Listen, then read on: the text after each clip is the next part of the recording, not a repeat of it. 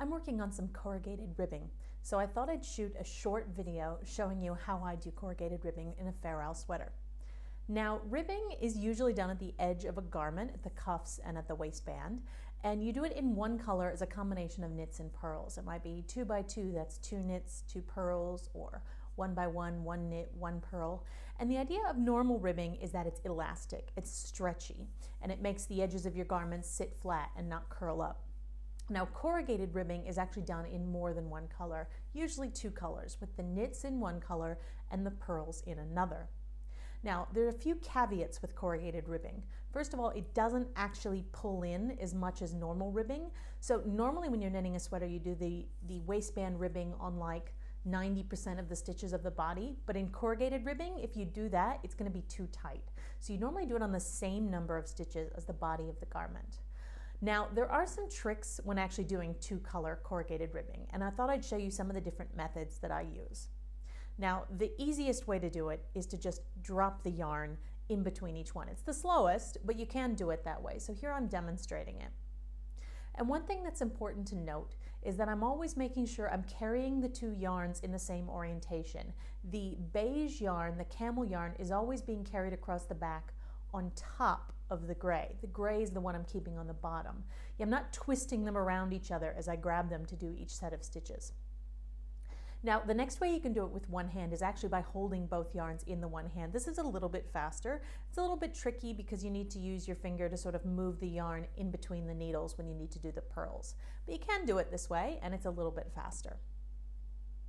Now, the way I actually like doing my corrugated ribbing 2-color is by holding one yarn in each hand.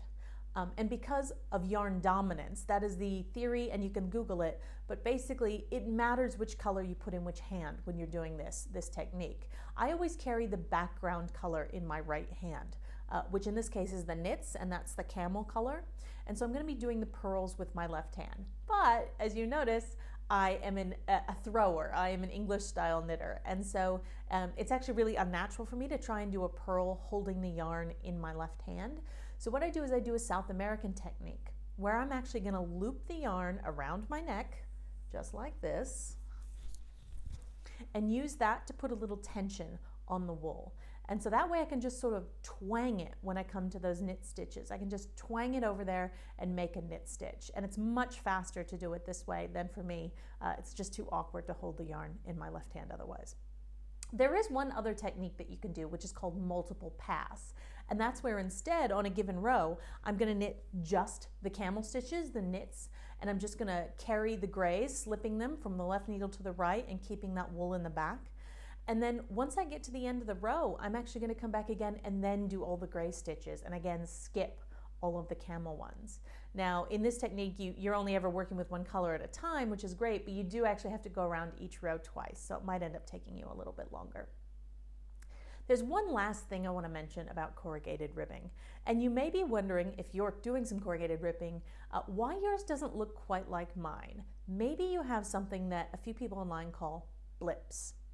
And if you look here, you'll see on the left, where I've started the gray, there is a little blip of the camel.